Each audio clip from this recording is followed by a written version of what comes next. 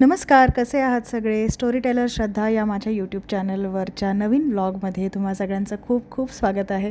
तुम्ही माझ्या मागच्या व्लॉगमध्ये पाहिलं तर आम्ही रामनाथ मंदिरामध्ये आलो दर्शन घेण्यासाठी. आमची पूजा वगैरे सगळं करून झालं आणि त्यानंतर आम्ही शांतपणे मंदिरात थोडा वेळ बसलो आणि त्यापुढे आम्ही पुढची 2 मंदिरं अजून इथे कारवारमध्येच आम्हाला करायची होती आणि ती दोन्ही मंदिरं देवींची होती. आमच्या कुलदेवी आहेत या आणि हे पहिलं मंदिर इकडे आम्ही आलो. पण इकडे आम्हाला ज्या गुरुजींना भेटायचं होतं ते गुरुजी नव्हते, ते बाहेर कुठेतरी गेले होते. मग आम्ही त्यांना कॉल केला आणि त्यांची वाट बघत थोडा वेळ बसलो. पण तोपर्यंत मी इकडचा सगळा आजूबाजूचा जो परिसर आहे, जो इतका शांत आणि सुंदर निसर्गरम्य असा परिसर आहे, तो मस्तपैकी शूट केला.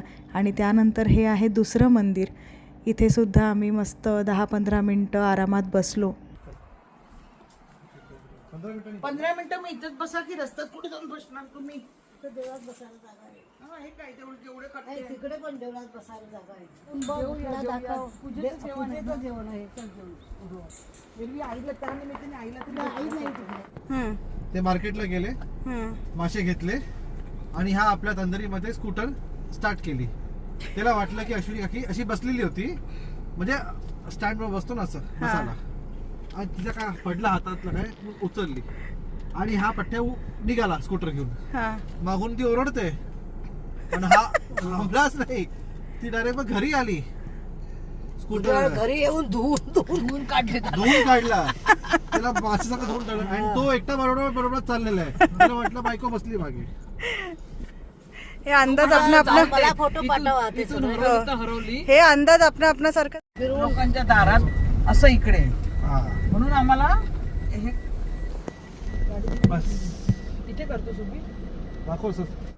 कारवारमधल्या तिन्ही मंदिरांचं दर्शन व्यवस्थित पार पडलं होतं. पूजासुद्धा छानपैकी संपन्न झाली होती आणि आता आम्ही कारवारमधनं निघून गोव्याला जाणार होतो, कारण गोव्याला आमचं दुसऱ्या कुलदेवतांचं मंदिर आहे मल्लिकार्जुन. त्याबद्दल मी तुम्हाला पुढे सांगेन. त्याआधी अमितची मम्मी आणि अमितची काकी मला त्यांचं हे कारवारमधलं गावातलं घर दाखवण्यासाठी घेऊन चालले होते. आणि हे तेच घर आहे जिथे अमितची मम्मी, अमितची काकी आणि अजून एक काकी आहे अमितची, ह्या सगळ्या जणी लग्न करून याच घरी आल्या होत्या पहिल्यांदा आणि इथेच अनेक वर्ष त्या सगळ्या एकत्र कुटुंबात राहिल्या होत्या. आणि ह्या घराची चावी ॲक्च्युली अमितची काकी घरी विसरून आली होती. त्यामुळे मी असंच फोन खिडकीतनं आत घातला आणि जितकं होईल तितकं तसं शूट करून घेतलं आतमध्ये. आणि बऱ्याच स्टोरीज आहेत या घराशी रिलेटेड ऑफकोर्स, ज्या काकी आणि मम्मी मला तिथे उभं राहून सांगत होत्या आणि मला पण खूप मज्जा वाटत होती ते सगळं ऐकताना. हे कोकम चला. आम्ही गेल्या वर्षी अष्टमीला आलो ना तेव्हा ते राहिल्या बाहेर येईल. हा बहिणीगे गृहप्रवेश येईल कोण बोलले समजा पुढे अजून काय तर हात घायला काय ना मोडून जाते. मोडून सांगतो अशी करत ना पुरा म्हटलं मोडून उतर कशाला. पुढे आहे आपलं घर आहे तिकडे. हे मला वाटतं असं पडल्यासारखं साडवं घर, बाजूला विहीर आहे. हो फिरण्याचं आणि अवतार बघ ना कसा आहे तिचा. नवरा त्याच्यावरचा तिच्याबरोबर पडून नवरा आणि काट चालू केलेला आहे तो नवरा तर खरंच. मुलं पण तशी, ते पण तसेच. तो पोलीस मध्ये लागला रे. तो पोलीस लागला. गव्हर्नमेंट हीच मला विचारायला ना गव्हर्नमेंट. हे साफ करू शकतो. हो हे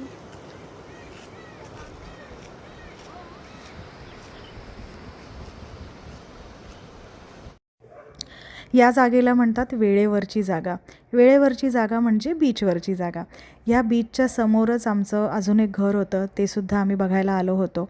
पण ते खूप आतमध्ये होतं त्यामुळे मला प्रॉपर शूट नाही करता आलं. तर हे संपूर्ण सगळं बघितल्यानंतर, कारवारमधल्या सगळ्या मंदिरांची दर्शनं घेतल्यानंतर आम्ही रोशनी काकीला त्यांच्या घरी सोडलं आणि त्यानंतर मी, अमित आणि मम्मी आम्ही गोव्याला आलो परत मल्लिकार्जुन मंदिराचं दर्शन घेण्यासाठी.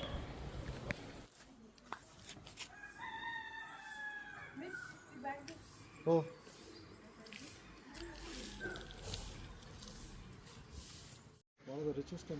हो ना, किती छान आहे.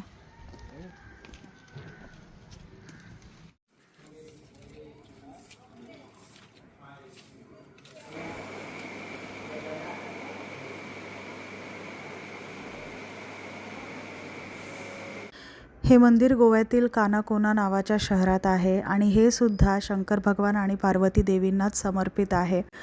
तर अशा प्रकारे आमच्या सगळ्या कुलदेवतांचं आणि कुलदेवींचं दर्शन व्यवस्थितपणे पार पडलं होतं आणि त्यानंतर आम्ही इथेच गोव्यातच वास्कोमध्ये एक अपार्टमेंट बुक केलं होतं आमच्या तिघांना राहण्यासाठी. एका रात्रीसाठीच बुक केलं होतं कारण दुसऱ्या दिवशी आम्हाला निघायचं होतं. अमितचे मावशी काका ज्या हॉटेलमध्ये थांबले होते ते हॉटेल आमच्या अपार्टमेंटच्या जवळच होतं, त्यामुळे आम्ही रात्री एकत्र डिनर करायला गेलो सगळे.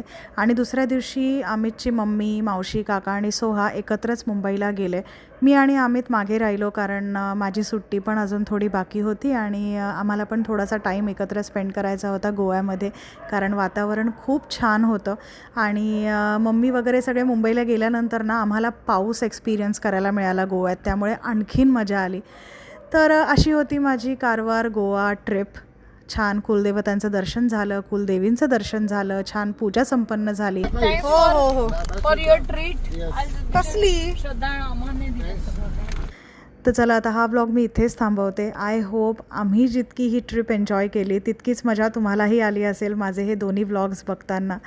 तर आता आपण भेटूयात पुढच्या व्लॉगमध्ये. तोपर्यंत काळजी घ्या आणि हा व्लॉग जर तुम्हाला आवडला असेल तर प्लीज लाईक करा, कॉमेंट करा, शेअर करा आणि माझ्या चॅनलला सबस्क्राईब नसेल केलं तर प्लीज सबस्क्राईब करा. चला काळजी घ्या. बाय.